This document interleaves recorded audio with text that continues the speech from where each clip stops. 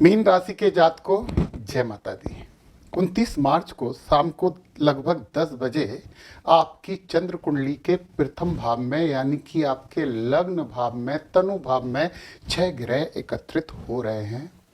इनका क्या फल कथन है इसके बारे में हम विस्तृत चर्चा करेंगे। और उसके साथ एक बात और बता दें कि आपको शनि साढ़े साती का दूसरा चरण भी प्रारंभ हो रहा है। इसके फल कथनों की भी हम बात करेंगे। देखिए, मीन राशि के जात को आप शांत होते हैं, विनम्र होते हैं, दयालु, परोपकारी, अंतर्ज्ञानी होते हैं, अच्छे प्रेमी हैं, विश्वसनीय होते हैं। आप पे आसानी से विश्वास किया जा सकता है, परंतु आप अत्यधिक भावुक होते हैं और कई बार अनिर्णय के शिकार भी हो जाते हैं और सबसे जल्दी दुखी हो जाते हैं।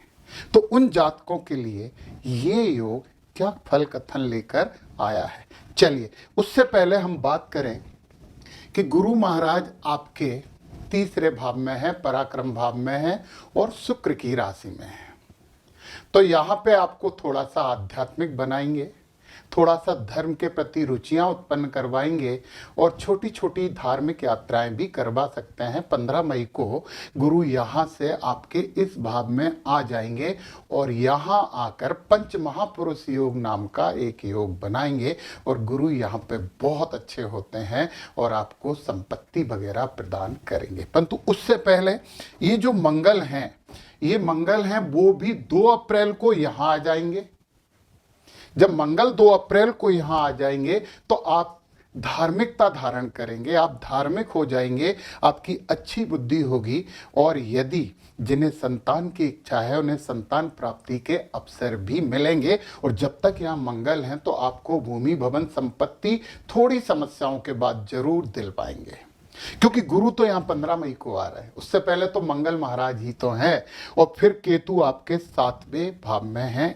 इसका थोड़ा सा ध्यान रखो। आप अपने जीवन साथी से थोड़ी सी विमुखता प्रदर्शित कर सकते हैं, तो ऐसा आप नहीं करें, ध्यान रखें, संवाद जारी रखें। तो फिर अब हम आ जाते हैं वो हमारा मुख्य मुद्दा, जो कि 6 ग्रह यहाँ पे एकत्रित हुए हैं। तो साढ़े साती का दूसरा चरण।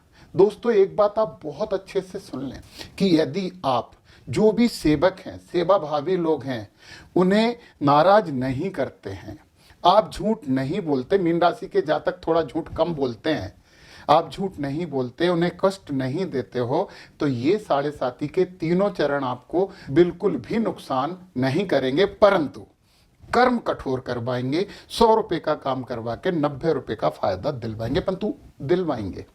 और एक और बात के तीनों चरणों में से एक चरण थोड़ा सा बुरा रहता है, दूसरा चरण मध्यम होता है और तीसरा चरण बहुत अच्छा उपलब्धियों भरा रहता है। परंतु ये भी बात ध्यान रखें कि इन तीनों चरणों में से कोई भी चरण अच्छा हो सकता है, कोई भी चरण मध्यम हो सकता है और कोई भी चरण बहुत बुरा हो सकता है। यदि पिछले 2.5 साल आपने समस्याओं में बिताए हैं तो आपके पास खुश होने के पर्याप्त अवसर हैं।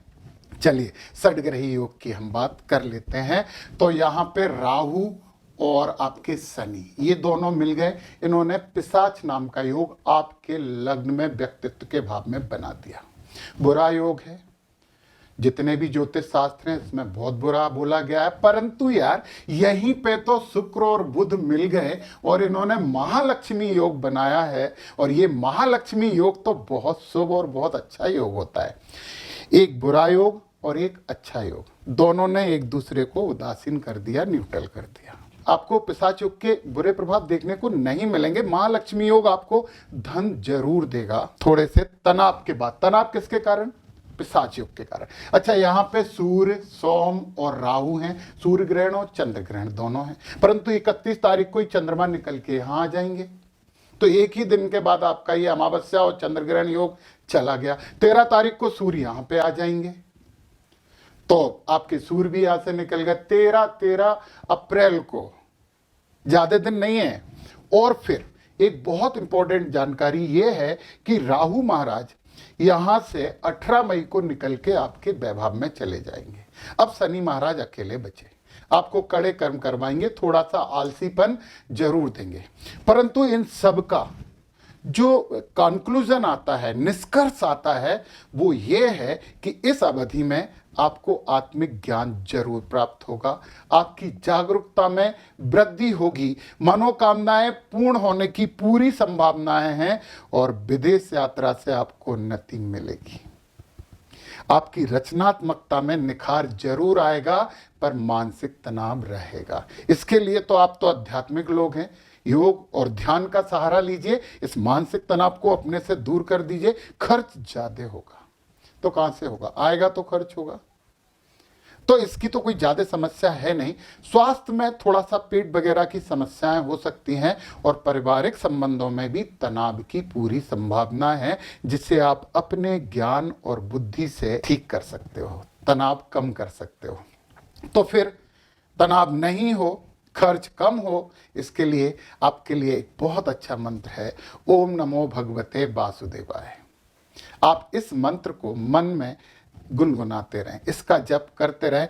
ओम नमः शिवाय का भी आप जप करें और शंकर भगवान को बेलपत्र जरूर अर्पित करें, उन्हें बहुत पसंद है। और दोस्तों, यदि आप केले के पेड़ की पूजा करते हैं तो समस्याएं लगभग खत्म हो जाएंगी। पूरी तो मैं नहीं बोल सकता, लगभग समस्याएं खत्म हो जाएंगी। आप पक्षियों के लिए दाने और पानी की व्यवस्था जरूर करें। तुलसी का पौधा घर में लगाएं, होगा ही, और रोज जल अर्पित करें। इतवार के दिन मत करना, इतवार के दिन हमारी तुलसी माता माँ सुभद्रा निर्जला व्रत करती हैं। घर में सुगंधित धूप और कपूर जरूर जलाएं, सब बहुत अच्छा होगा और अच्छा ही होगा। मुझे पता है कि बुरा आप सुनना भी नहीं चाहते हो, बुरा होना भी नहीं है। जय माता।